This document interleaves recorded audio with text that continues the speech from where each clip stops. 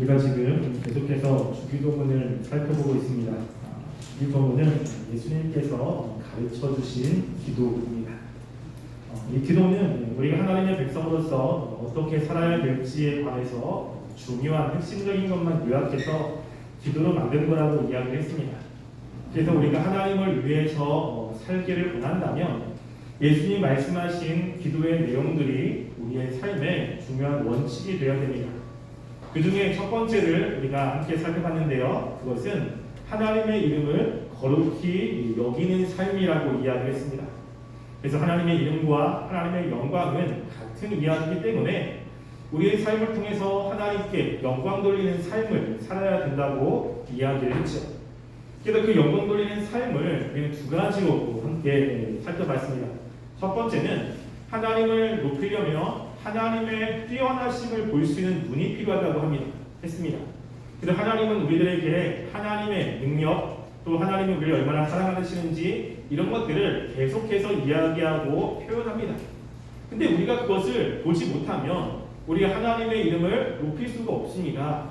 그래서 우리가 하나님이 우리의 삶 가운데 찾아오셔서 하시는 것들을 보고 그리고 그것을 인식하는 것이 먼저 필요하죠.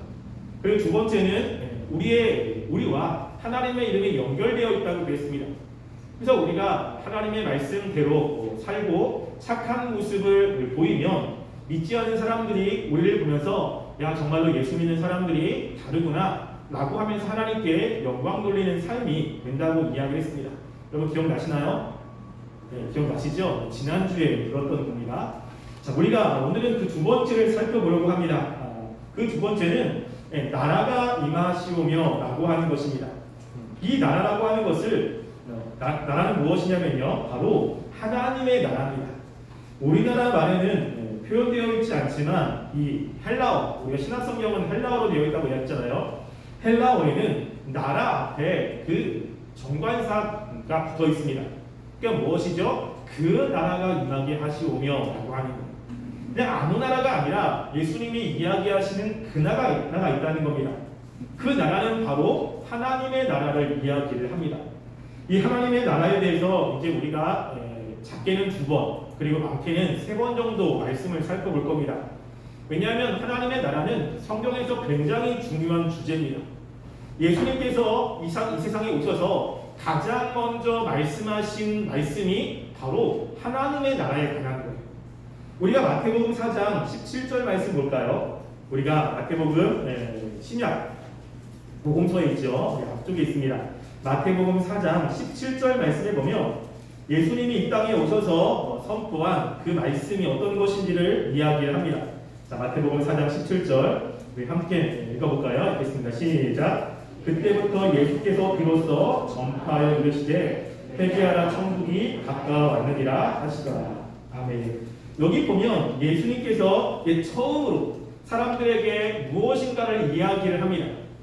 그때 예수님이 말씀하시는 것은 이제 하나님이 원하시는 것들을 사람들에게 이야기를 하겠죠. 근데 예수님이 가장 먼저 이야기하신 것은 무엇이냐면요, 천국이 가까웠다 라고 하는 겁니다. 이 천국이라는 것은 다른 말로 하면 하나님의 나라가 가까이 왔다라고 하는 거예요. 또 예수님은 계속해서 무엇을 이야기를 했냐면 하나님의 나라에 대해서 계속 이야기를 했어요. 그리고 예수님께서 이제 마지막에 이 제자들을 지상에 남겨놓고 이제 하늘로 승천하실 때 마지막에 제자들에게 하신 말씀도 무엇이냐면 우리가 사도행전 말씀 볼까요? 네, 사도행전은 신약 성경에 있죠. 우리 역사서입니다. 역사서. 우리 사도행전 1장 3절 말씀. 사도행전 1장 3절 제 성경책으로 신약 187쪽에 있습니다. 예수님이 하신 것 1장 3절 함께 읽어보겠습니다. 시작. 내가 고난받은 후에 또한 그들에게 확실한 많은 증거로 친히 살아계심을 나타내사 40일 동안 그들에게 보이시며 하나님의 나라의 일을 말씀하신다. 아멘. 여기 보시면 예수님이 죽으시고 살아나신 후에 40일 동안 이 세상에 계셨어요. 근데 그 40일 동안에 예수님이 이 세상에 계시면서 제자들에게 계속해서 이야기하신 것이 무엇인지를 이야기합니다. 그것이 어떤 것이죠? 하나님의 나라의 일을 이야기했다는 겁니다. 즉 하나님의 나라에 대해서 예수님이 계속해서 이야기를 하는 거예요. 그러니까 예수님이 이 땅 가운데 오셔서 사람들에게 이야기할 때 정말로 중요한 주제가 무엇입니까? 하나님의 나라라고 하는 거예요. 이건 하나님이 굉장히 중요하게 여긴다는 것입니다. 그래서 우리가 예수님이 오셔서 했던 많은 이야기들, 그 많은 이야기들은 전부 다 하나님의 나라에 대한 이야기입니다. 제가 몇 구절을 읽어드릴게요. 예수님이 말씀하실 때 우리가 잘 보는 말씀 중에 하나가 뭐냐면 씨 뿌리는 비유, 여러분 아시죠? 그 씨 뿌리는 비유를 이야기할 때 이렇게 이야기합니다. 대답하여 이르시되 천국의 비밀을 아는 것이 너희에게 허락되었으나 그들에게는 아니 되었나니 라고 이야기합니다. 무엇이죠? 천국, 하나님의 나라의 비밀을 예수님께서 이야기를 하고 있는 것입니다. 또 마태복음 13장 31절에 보면 비유를 들어서 이야기를 해요. 그래서 이렇게 이야기합니다. 천국은 마치 사람이 자기 밭에 갖다 심은 겨자씨 한 알 같으니. 마태복음 13장 33절에도 천국은 마치 여자가 서로 서말 속에 갖다 넣은 전부 불게한 누룩과 같으니. 마태복음 13장 47절에도 천국은 마치 바다에 치고 각종 물고기를 모는 그물과 같으니 라고 이야기합니다. 예수님이 자꾸만 뭘 이야기하죠? 천국을 이야기하는 거예요. 예수님이 비유로 천국을 계속해서 이야기합니다. 근데 예수님께서 천국을 이야기할 때 비유를 들어서 이야기를 해요. 여러분, 비유를 들어서 이야기를 한다는 것은 무엇이냐면요, 예수님이 이야기하는 그 말을 이 백성들이, 예수님을 따르는 제자들이 알아야 되는데 예수님이 천국을 있는 그대로 얘기하면 이해를 할 수가 없는 거예요. 이해를. 그게 어떻게 이야기하냐면 천국이라고 하는 그것을 이 사람들이 이야기할 수 있는 그 당시의 사람들이 알고 있는 것을 비유해서 이야기를 하고 있는 것입니다. 그 천국은 이러이러한 거야, 천국은 이러이러한 거야 라고 하면서 그 당시 사람들이 알고 있는 그 생각을 가지고서 설명을 하고 있는 것입니다. 이랬다는 것은 예수님은 이 천국을 사람들이 잘 알았으면 하는 거예요. 이 천국을 보지도 못하고 그리고 천국이 어떤 것인지 상상도 안 되는데 이런 천국은 이런 특징들이 있어 라고 하는 것을 이야기를 하는 거죠. 예수님께서 이렇게 천국을 많이 설명을 했습니다. 그러면 사람들이 예수님의 말씀을 통해서 무슨 생각을 하냐면, 야, 천국이 빨리 왔으면 좋겠다, 야, 천국이 빨리 이 땅 가운데 임했으면 좋겠다 라는 생각을 하잖아요. 그런데 예수님을 말씀해 듣는 사람들이 이 예수님이 말씀하신 천국에 대해서 오해를 하는 사람들이 있었어요. 우리도 마찬가지예요. 아, 천국이 이 땅에 왔으면 좋겠다 라고 했을 때 여러분 나름대로 천국에 관한 생각들을 할 거 아니겠습니까? 천국은 이런 거야, 천국은 저런 거야 라고 생각을 할 거예요. 그런데 예수님이 말씀하신 그 천국에 대해서 생각을 해야 되는데 자기 나름대로 천국을 생각하면 이게 문제가 되는 거예요. 이 다른 천국, 다른 하나님의 나라를 생각할 수밖에 없죠. 그래서 사람들이 예수님의 말씀을 듣고, 아, 하나님의 나라는 이런 것일 거야, 이런 것을 위해서 예수님이 오셨을 거야 라고 생각하는 일들이 벌어지기 시작합니다. 그 말씀을 우리 요한복음 6장 15절 말씀 한번 볼까요? 요한복음은 복음서에 있습니다. 6장 15절 말씀, 신약성경 153쪽에 있습니다. 자, 요한복음 6장 15절 말씀이요. 네, 함께 읽어보겠습니다. 시작. 그러므로 예수께서 그들이 와서 자기를 억지로 붙들어 임금으로 삼으실 줄 아시고 다시 혼자 산으로 떠나가십니다. 아멘. 오늘 말씀은 예수님이 오병이어의 기적을 베푸신 후에 일어난 사건입니다. 그는 물고기 2마리와 떡 5개로 5,000명이 먹었어요. 그것도 남자가 5,000명입니다. 근데 그 당시에 예수님의 말씀을 들으러 온 사람은 남자 성인만 있는 것이 아니고 아이들하고 여자들도 함께 있었어요. 근데 이 숫자에는 아이와 여자가 포함되어 있지 않은 숫자입니다. 그러면 한 2만 명 정도의 사람이 그 오병이어를 가지고 배불리 먹은 거예요. 이걸 보면서 그 당시 사람들은 먹는 것이 굉장히 중요했고 이 먹는 것을 얻는 것이 되게 어려웠어요.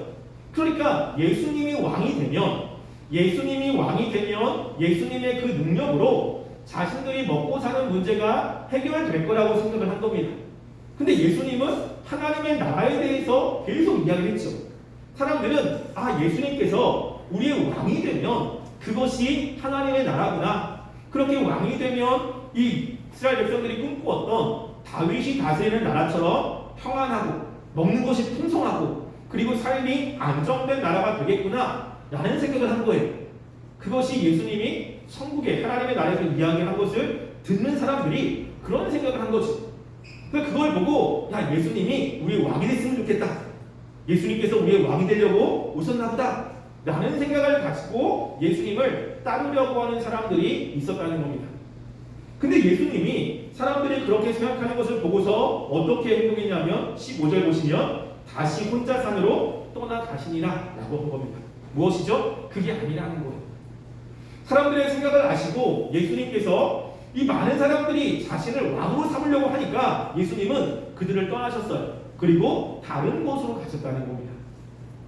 마지막 때에 예수님께서 이제 하늘로 승천하실 때 예수님 동안 3년, 예수님과 한 년 동안 있었던 제자들도 예수님께 마지막으로 질문한 질문이 뭐냐면요, 하나님의 나라에 대한 질문을 했어요. 우리가 그것이 사도행전에 냈는데요. 우리 사도행전 말씀 볼까요? 우리 사도행전 요한복음 다음에 사도행전입니다. 사도행전 1장 6절 말씀이에요.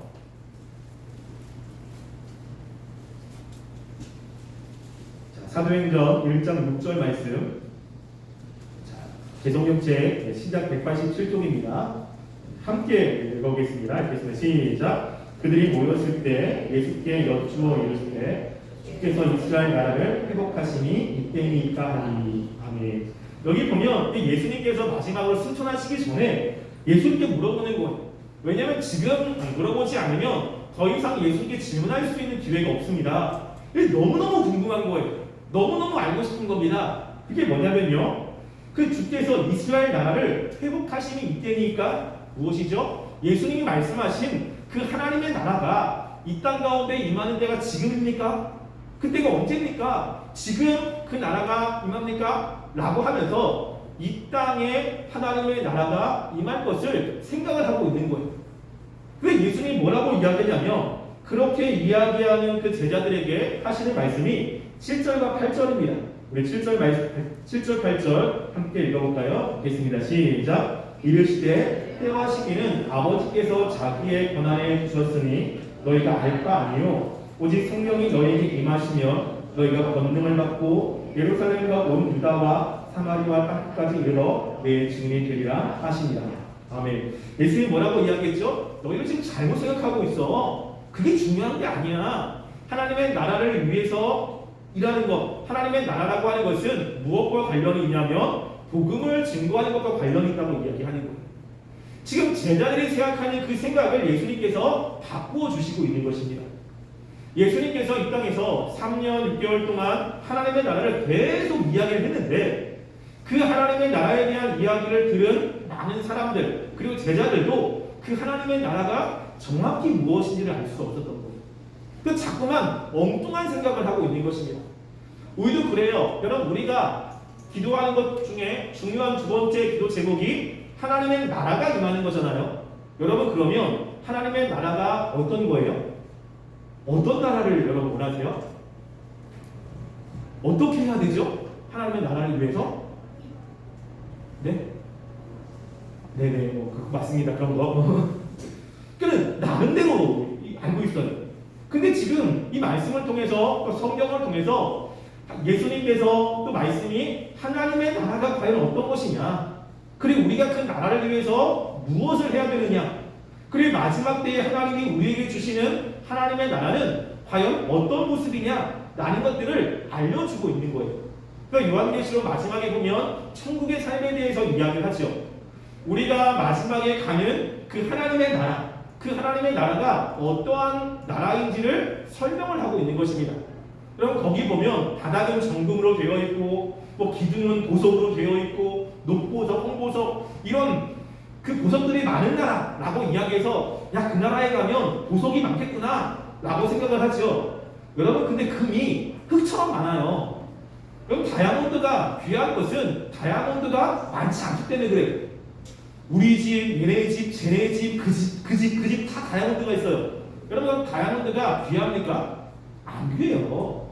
금이 귀한 것은 얼마 없기 때문에 그래요. 근데 금이 흔해. 여러분 천국이 다이아몬드가 많대. 근데 거기 가면 다 다이아몬드예요. 그 중요하지 않아요. 그걸 통해서 하나님께서 무엇인가 우리들에게 하나님의 나라가 이 세상과는 다른 어떤 것이라는 것을 얘기해 주려고 하는 거예요. 그 하나님의 나라가 어떤 나라인지는 다음에 이야기를 할 겁니다.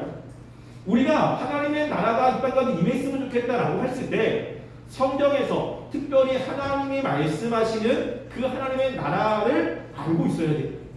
그리고 그 나라를 위해서 우리가 어떻게 해야 되는지도 알아야 돼요. 그래서 그것을 같이 말씀을 통해서 살펴보려고 합니다.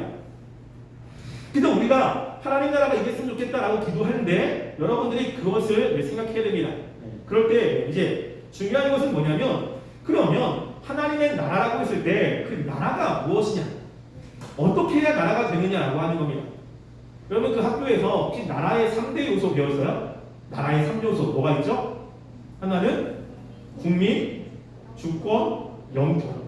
그럼 요 세 개가 있어야지 나라가 되는 거죠. 그러니까 국민이 없으면 나 혼자 나라라고 얘기할 수 없어요. 땅이 없는데 나라가 있다. 이건 어렵습니다. 또 제일 중요한 게 뭐죠? 주권이에요, 주권. 그래서 예전에 일본이 우리나라를 침공해서 우리나라를 다스렸을 때 우리나라 백성이 있어요. 땅도 있습니다. 근데 우리는 일본이 우리나라를 점령했다고 그래요. 왜 그렇죠? 주권이 빼앗긴 거예요, 주권. 그래서 나라에 굉장히 중요한 것은 뭐냐면요. 주권이라고 하는 거예요, 주권. 그럼 주권의 뜻이 뭐죠? 주권의 뜻. 주권이 어떤 뜻이 뭐예요? 되게 어렵죠? 주권은 뭐냐면 주인된 권리예요. 내 거. 그러니까 내 거죠. 그래서 그 나라를 백성들 땅 그것에 주인된 권리가 왕에게 있으면 뭐라고 하죠? 왕권 국가라고 그래요. 한 사람 왕에게 있으면 왕이 통치하는 나라, 왕권 국가. 근데 그 주권이 주인된 그런 권리가 소수의 몇몇 귀족들에게 있으면 뭐라고 그러죠? 귀족 국가라고 그래요. 우리나라처럼 이 주권이 국민에게 있어. 그러면 무슨 나라고 그럽니까? 민주국가라고 이야기하는 거예요. 그래서 이 주권이 누구에게 있느냐라고 하에 따라서 왕의 나라, 그리고 귀족들의 나라, 그리고 민주국가라고 이야기합니다.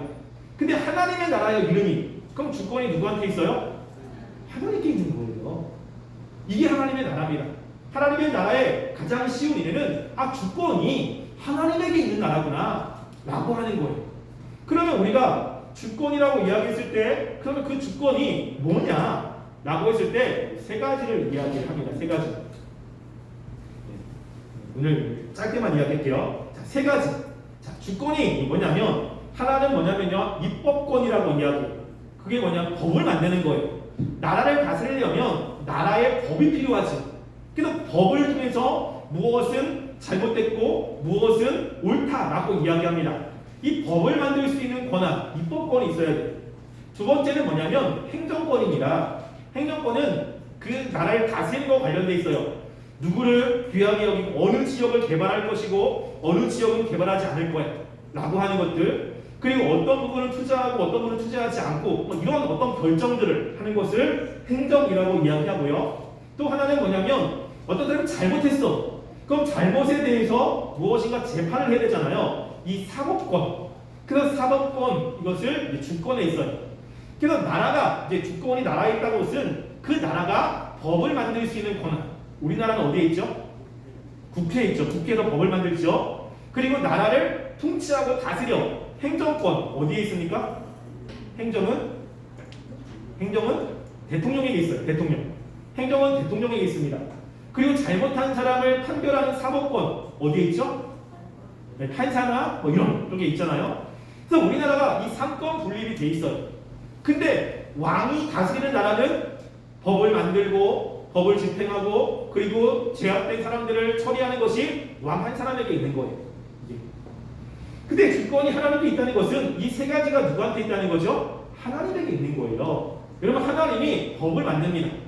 하나님이 이 땅을 창조하셨을 때 아담에게 그 주신 법이 있어요. 뭐라고 하냐면 네 맘대로 다 해도 돼. 네 맘대로. 근데 하나만 하면 안 돼. 그것은 선악을 알게 하는 나무의 열매를 먹으면 넌 죽어. 여러분 그거를 아담하고 상의를 했나요? 하나님이 일방적으로 정했나요? 일방적으로 정했어요. 왜? 주권이 하나님께 있으니까. 너 그거 하면 죽어. 여러분 그 판결에 대한 그 처벌. 아담하고 성의했어요? 하나님이 혼자 결정했어요? 하나님이 혼자 결정한 거라고요. 그러니까 아담은 주권이 하나님께 있으니까 하나님이 결정한 대로 따라야 돼. 아, 하나님 그거 억울합니다. 아, 그거 정말로 이치에 맞지 않습니다. 아, 그거 틀린 겁니다. 라고 하면 뭐죠? 하나님의 주권에 도전하는 거예요. 근데 우리가 성경에는 우리들에게 이거는 해야 돼, 이거는 하지 말아야 돼 라고 하는 것이 있어요. 하나님의 나라의 백성들은 그대로 따라야 되는 겁니다. 그렇지 않고 아 그거는 틀렸어, 아 그건 안 할 거야 라고 하면 무엇에 도전하는 거죠? 하나님의 주권에 도전하는 거예요. 근데 우리가 하나님의 나라, 하나님의 주권을 인정하며 산다고 했을 때 하나님이 이것은 죄야, 이것은 너는 하지 말아야 돼, 이것은 해야 돼 라고 했을 때 나랑 생각이 좀 틀려, 나랑 이렇게 생각하니까 이거는 아닌 것 같아 라고 해도 누구의 말을 따라야 됩니까? 하나님의 말을 따라야 되는 거예요. 이게 주권을 인정하는 것입니다. 이게 두 번째는 뭐냐면 하나님께서 이제 이 세상을 다스리는데 뭐가 있냐면 이 주권에 대해서 아주 잘 설명한 말씀이 있습니다. 우리가 사무엘상 2장 6절과 7절 말씀을 볼까요? 사무엘상은 구약입니다. 구약이 역사서에 있어요. 역사서에 사무엘상 2장 6절과 7절입니다. 자, 사무엘상 2장 6절과 7절 제성용책으로 구약 410쪽에 있습니다.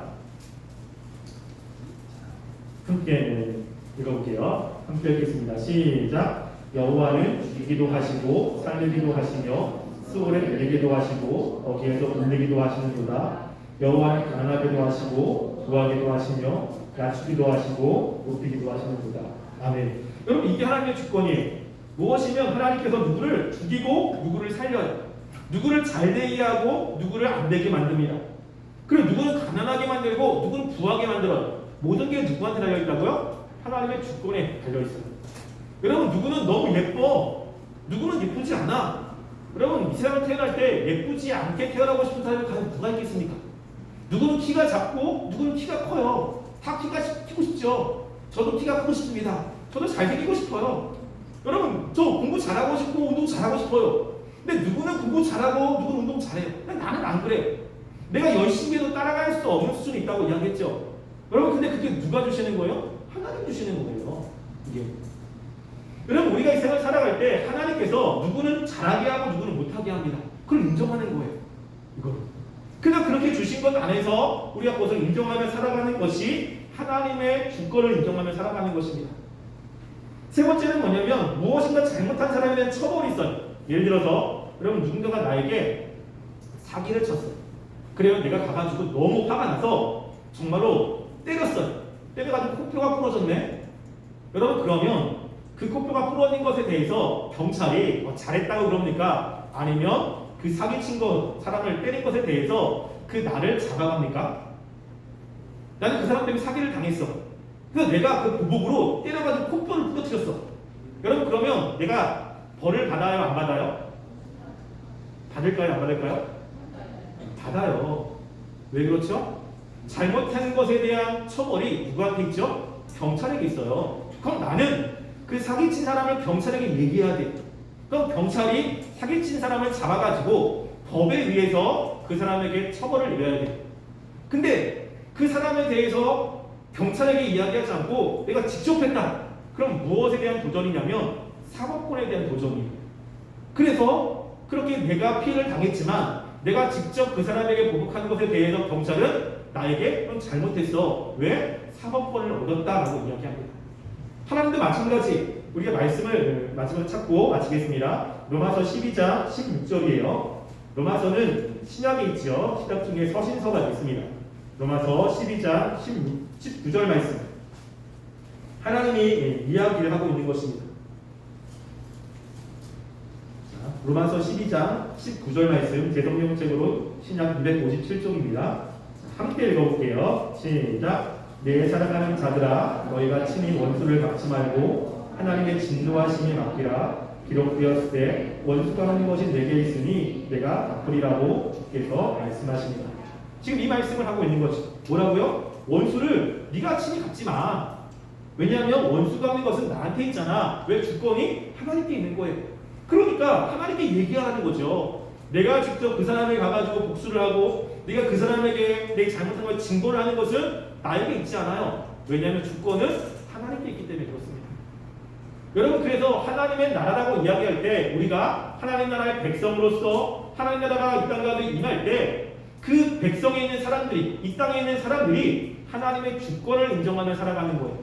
하나님이 하지 말라고 하는 것은 하지 말아야 되고, 하나님이 이것은 하라고 하는 것을 해야 되고, 그리고 내가 잘되고 못하는 것에 대해서 그 하나님의 말씀에 인정하며 잘된 사람을 인정하고 못된 사람을 도와주는 삶, 또 무엇인가 내가 잘못한 사람들을 하나님께 기도하면서 하나님께 맡겨서 하나님께 처리하도록 인정하는 것이 하나님의 나라라고 하는 겁니다.